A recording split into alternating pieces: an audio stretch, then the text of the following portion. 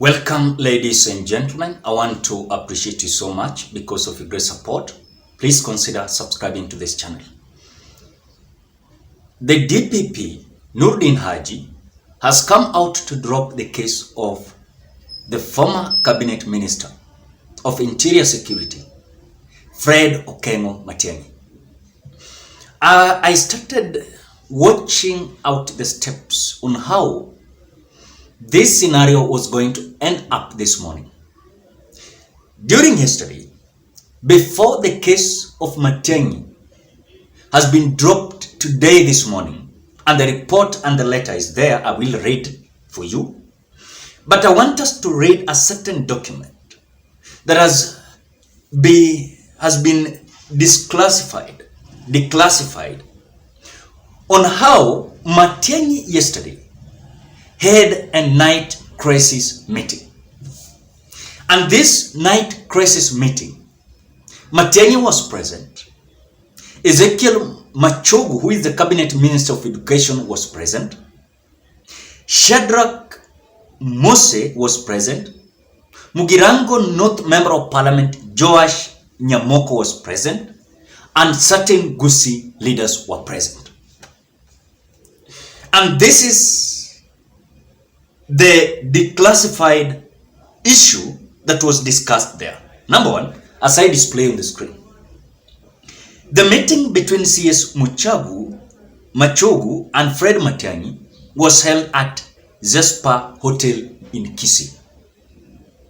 Number two, the president and his deputy are not aware of the meeting. Machogu is said to have been deviating from Ruto and Gachagwa's order after he was told not to reduce the Ministry of Education into a Kisii thing. Number three, photos were not to be released online since it will cause a backlash. But I have those photos. They said the photos were not released, but it was leaked lately during the night.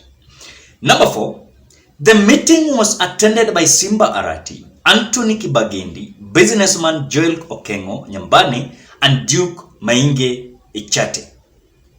Number five, the meeting was very secretive. The gates of the hotel were closed when all the parties arrived. News reaching us is that the Gusii community wants to form one party to unite the region and be used to bargain for development in the area.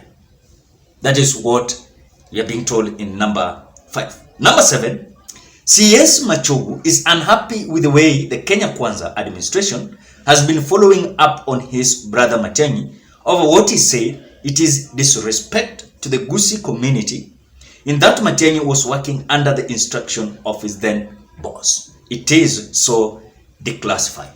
That is what happened yesterday during the night, a certain meeting that was held in Kisii. Now there is another meeting that was held during the night, was held also in Nairobi. Then after those meetings were held, this morning,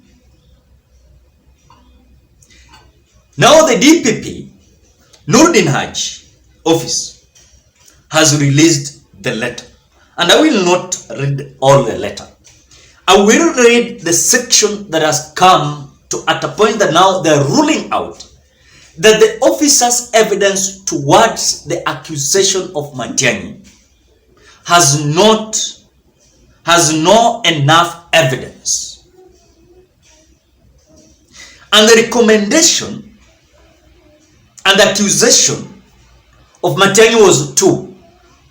Number one was conspiracy to commit a felony contrary to section 393 of the Penal Code. Number two, publication of false information contrary to section 23 of the Computer and Misuse and Cybercrime Act number 5 of 2018.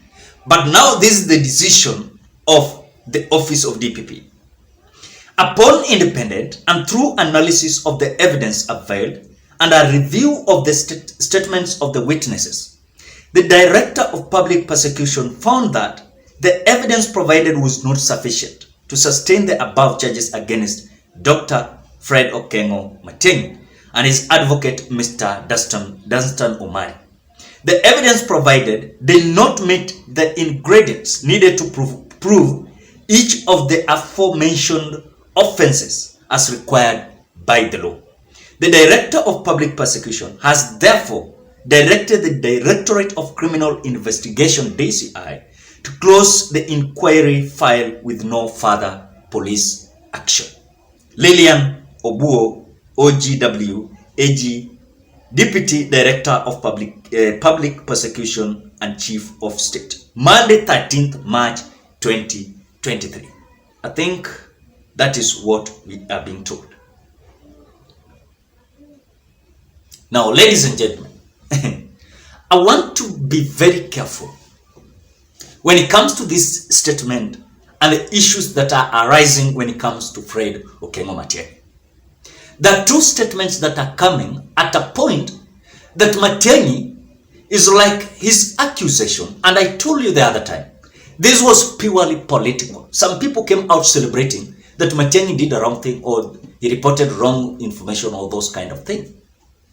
But as a point of my opinion is that this was just political accusation to ensure that Matiangi was going to fall in the inside the bucket of William Ruto's political circle. Now, there's another issue that is arising, that after the meeting where Matiangi met the governor, the Kisii governor, I want to clarify something that is very crucial so that you can understand whatever I'm saying.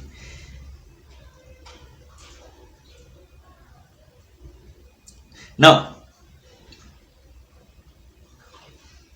there was a meeting that was held in Kisii where Simba Arati was present, Anthony Kibagendi was present, businessman Joel Okengo Nyambani was present, Duke Mainge Achate was present. The reason behind it, we are being told, the meeting was very secretive. But their aim was that Gusii community wants to form one party to unite the region and be used to bargaining for development in the area. Either if they will decide to join William Ruto, which according to me, those who have a meeting in Kisii, people like Simba Arati, Anthony Kibagendi, businessman Joel Okengo Nyambani, and Duke Mainge, they cannot work with William Ruto. If it is only in case of, for example, if truly Matiangi will decide to work with William Ruto. But as per what I'm seeing, is like there's still a conversation where on this side, there's a team led by Fred Matiangi and the Cabinet Minister of Education, CS Machogu. They're feeling like they're being neglected. And also Machogu is like complaining that he is so being diminished. Even he is being told that he should not reduce the education ministry at a point that it is a thing of Kisii or Gusii community. On this side, Matiangi, there are certain delegates that has been sent to Matiangi to at least woo him to support William Ruto so that he can have something.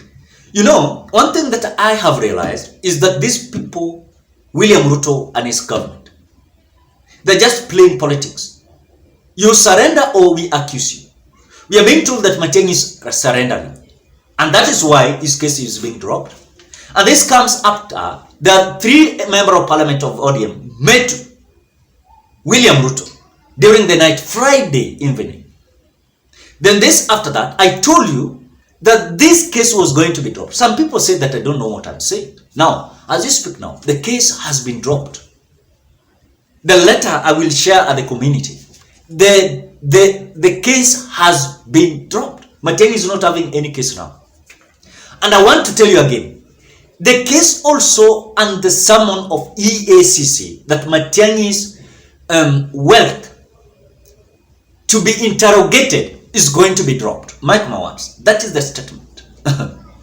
Is going to be dropped because it seems like Matiangi is compiling and bowing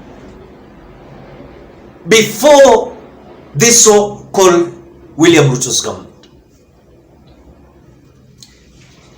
I'm not having, so I don't want to make certain kind of decision or assumption, but I want to say this. There are two things that is remaining.